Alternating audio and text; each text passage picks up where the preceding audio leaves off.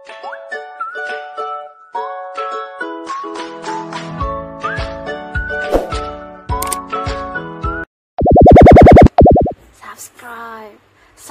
itu gratis, kagak bayar.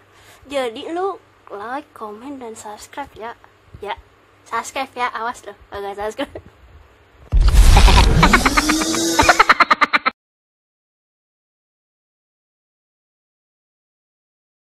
Hello guys, welcome back to my YouTube channel. Welcome back to my YouTube channel again. Jadi di video kali ini aku nggak bikin tutorial, tapi aku mau ngebahas tentang pembunuhan yang terjadi akhir-akhir ini ya guys, pembunuhan atau mutilasi. Jadi mutilasi atau pembunuhan di Kalibata City ini sebenarnya itu terjadi bukan di apartemen Kalibata City guys. Jadi eksekusi korban itu terjadi di apartemen di sebuah daerah Pasar Baru, Jakarta Pusat. Jadi ceritanya begini, ada dua pelaku, yaitu sepasang kekasih, tapi nggak tahu gimana ceritanya ya. Ternyata si perempuan ini tuh udah kenal sama korban udah dari tahun lalu dari aplikasi Tinder. Oke, kita sebutin namanya itu pelaku yang pertama itu Laili. Pelaku yang kedua itu pacarnya itu Jumadil, dan korban ini almarhum Rinaldi.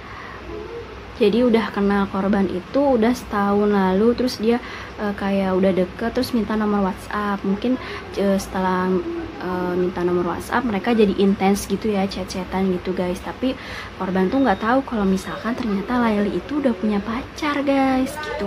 Jadi ada fakta juga nih. Jadi tahun lalu itu sepasang kekasih ini, dimana pelaku ini itu viral guys. 2019 lalu itu viral karena Laili ini disebut pelakor merebut suami orang yang bernama Jumadil ini gitu loh guys.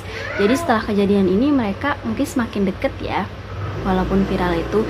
Jadi mereka sekarang pacaran, mungkin pacaran udah deket banget ya, sampai ngerencanain pembunuhan yang luar biasa. Ya Allah, nggak masuk akal gitu ya Allah, bener-bener tega banget ya. Jadi sepasang kekasih ini merencanakan pembunuhan itu di sebuah apartemen di daerah Pasar Baru, Jakarta Pusat. Mereka itu udah mempersiapkan rencananya itu udah beberapa hari yang lalu, atau udah dari jauh-jauh hari yang lalu di kosan mereka berdua guys. Jadi pembunuhan ini itu terjadi pada tanggal 9 September guys.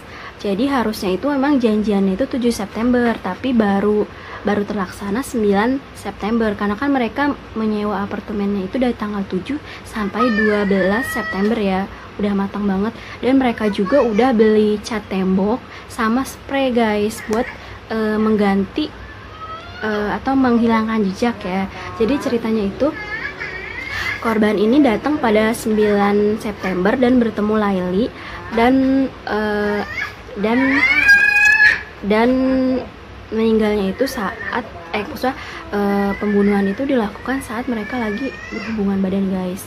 Jadi saat berhubungan badan itu ternyata tuh Jumadil tuh udah nunggu di kamar mandi, tapi korban tuh nggak tahu ya kalau misalnya di kamar mandi itu ternyata ada orang, dan orang itu pacarnya Laili yang korban lagi deket banget gitu kan. Ya Allah ceritanya.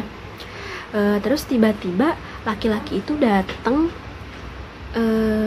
langsung mukul si korban nih pakai batu bata. Terus kayak pertama tuh mungkin awalnya tuh datang tuh kayak seolah-olah tuh kayak ngegap mereka berdua gitu loh. Jadi si Jumadil ini tuh kayak acting kalau misalkan lagi ngegapin istrinya, ternyata selingkuh sama orang lain, dan si korban ini tuh jadi selingkuhannya kan gitu. Jadi kayak diancem gitu guys, gitu, diancem. Terus ceritanya lagi aku nggak tahu ya, bla bla bla. Terus pokoknya si korban itu ketika lagi berhubungan badan itu di belakang tuh dipukul dengan batu bata 3 kali, sama ditusuk 7 kali. Nggak kebayang sih ya Allah, kenapa orang setega itu ya. 7 kali. Terus digeret ke kamar mandi, dan saat-saat lagi sakaratul maut mungkin ya, dipaksa buat nyebutin pin handphonenya, yang dimana katanya kalau misalnya tahu password handphonenya, mereka tuh akan menguras semua hartanya guys. Jadi katanya tuh setelah akhir-akhir mau meninggal itu, akhirnya si korban memberikan pinnya lah guys, kayak gitu. Terus mayat korban itu ternyata diinapkan di apartemen itu 3 hari guys, dari tanggal 9, 10 sampai 11 September, dan mereka ditaruhnya di kamar mandi dan itu belum dimutilasi, dan mereka juga tidur bareng tuh sama korban itu. Kebayang ya guys gimana rasanya mereka, oh my god, benar-benar tega gitu. Terus kan tanggal 12 September itu kan mereka nyewa apartemen habis kan, dan mereka juga bingung ini gimana nih cara ngeluarin mayatnya ini gitu. Jadi disitulah muncul ide untuk memutilasi korban, dan mereka itu belajarnya itu otodidak, tapi lebih ke si pelaku prianya ya, Jumadin ini belajar mutilasi itu otodidak melalui media sosial guys. Jadi terus mereka membelilah peralatannya, gergaji sama pisau potong gitu, mereka beli. Terus dieksekusi, dimutilasinya itu pada tanggal 12 sampai 13, 2 hari. Terus mereka mutilasi itu 2 hari. Setelah itu mereka pindahkan si daging-daging mutilasi itu di 2 koper 1 tas ransel. Jadi mereka beli 1 koper lagi, terus jadi 2 koper 1 ransel. Terus dibawa dengan taksi online. Ya Allah, nggak kebayang kan gimana jadi si supir taksi online itu guys. Ya Allah, dia ngangkat mayat ternyata di koper itu. Jadi pemindahan mayatnya ini juga berlangsung 2 tahap. Jadi pertama 1 koper, selanjutnya itu 1 koper 1 ransel. Mereka pindahlah ke apartemen Kalibata City, sembari mereka memikirkan bagaimana menyiapkan tempat untuk mengubur mayat itu guys. Jadi mereka berencana menyewa 1 rumah yang ada lahannya, terus lahan itu tuh halamannya gitu ya, digali buat dikubur. Nah gitu. Terus mereka taruhlah si mayat itu di apartemen Kalibata City kan. Nah menurut media yang diberitakan, 2 koper itu ditaruh di kamar mandi, terus yang 1 ransel itu taruh di kulkas. Tapi sebelumnya tuh udah ditaruhin bubuk-bubuk kopi gitu biar nggak baunya tercium gitu ya guys. Terus sudahlah, mereka lalu itu pergi ke daerah Cimanggis, Depok untuk menyewa sebuah rumah dan menyiapkan lahan untuk mengubur mayat tersebut gitu. Tetapi sebelum dikubur ternyata mereka udah ketahuan ya guys. Jadi penghuni apartemen lantai 16 itu tuh mencium aroma busuk gitu ya, nggak enak gitu. Dan pada tanggal 16 September itu pihak apartemen itu menghubungi polisi gitu. Jadi ditemukanlah mayat yang sudah dimutilasi pada tanggal 16 September guys. Ya Allah, nggak kebayang sih. Terus saat itu juga kedua pelaku itu ditangkap di daerah Depok Cimanggis di sebuah rumah yang mereka sudah sewa, dan mereka juga udah menggali lahan itu, pokoknya udah siap ya, dan berencana menguburkannya itu tanggal 17 September. Tapi namanya juga kejahatan ya, pasti akan tercium guys. Jadi mereka ditangkap sebelum melakukan aksi menguburkan mayat itu. Jadi seperti itu kan. Oh ya, jadi korban itu sebenarnya sudah dilaporkan hilang pada tanggal 12 September guys. Jadi mungkin ada laporan hilang dan ditemukan juga pada tanggal 16 itu mayat yang sudah dimutilasi. Oke guys, jadi korban ini sudah dilaporkan hilang dari tanggal 9 September oleh keluarganya, dan pada tanggal 16 September itu mayat ditemukan ya guys oleh warga apartemen karena baunya yang mulai tercium gitu.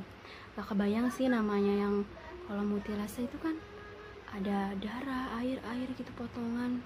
Ya Allah, aku gak kebayang pokoknya. Jadi seperti itu. Jadi mereka itu merencanakan pembunuhan itu dengan motif mengambil harta korban, guys. Jadi karena emang finansial korban itu sangat cukup ya. Dia adalah seorang HRD di perusahaan kontraktor swasta. Jadi mereka punya motif untuk mengambil harta si korban gitu. Dan ada bukti juga nih, mereka ditemukannya itu karena melakukan transaksi guys. Jadi mereka itu udah beli emas antam sekitar 11,3 gram ya, dan berbagai bentuk lainnya. Terus ditemukan juga bukti 2 laptop, jam tangan, perhiasan, Bank Mandiri, BNI, BCA, dan lain-lain. Pokoknya mereka sudah membeli beberapa properti gitu guys. Jadi uangnya itu digunakan. Jadi polisi cukup mudah untuk mencari si pelaku ini guys. Seperti itu. Sungguh aku tak mengerti bagaimana mereka memikirkan untuk membunuh. Karena mungkin ekonomi ya guys, kembali ke ekonomi dan uang. Semua orang karena uang tuh udah kayak kesetanan gitu gak sih? Bener-bener apapun dilakukan demi uang. Oh my god. Oke guys, seperti itu. Jadi jadi di sini aku bakal ngasih tahu nih beberapa profil pelaku yang aku tahu. Jadi pelaku itu kan terdiri dari 2 orang. Yang pertama itu wanita yang bernama Laili Atik, yang berasal dari kota Tegal. Umurnya itu sekitar 27 tahun dan merupakan alumni Fakultas MIPA Universitas Indonesia. Jadi pelaku itu dikenal cukup cerdas dan kritis ya guys. Dan dia juga pernah mengikuti lomba olimpiade tingkat provinsi. Terus Laili ini juga pernah bekerja di perusahaan farmasi yang cukup terkemuka di Jakarta.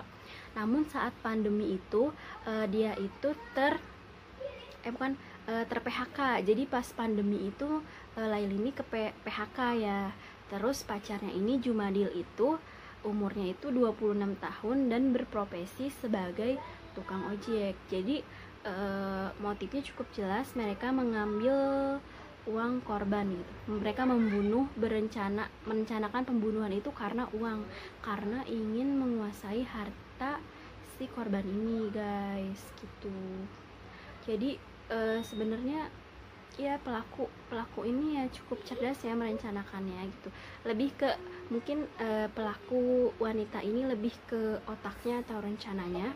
Terus pelaku pria ini lebih ke eksekutornya ya, eksekusi. Jadi mereka bersama-sama merencanakan pembunuhan ini cukup matang ya sebenarnya, cukup lumayan handal lah ya, walaupun akhirnya memang ketahuan. Karena sebesar apapun kejahatan pasti akan ketahuan gitu, akan tercium bau busuknya gitu ya guys, seperti itu. Jadi aku masih nggak nyangka aja sih sama kenapa tega membunuh gitu ya, kenapa tega membunuh yang caranya dengan seperti itu guys. Ya Allah, mungkin memang sudah takdir ya guys. Oke. Segitu aja cerita yang aku tahu, yang aku gali-gali dari beberapa media guys. Semoga kalian nggak penasaran lagi gitu ceritanya kayak gimana gitu. Oke, terima kasih. Terima kasih sudah mendengarkan cerita aku. Jangan lupa like, komen, dan subscribe ya guys, agar aku semangat membuat konten selanjutnya dan channel aku semakin berkembang. Bye bye.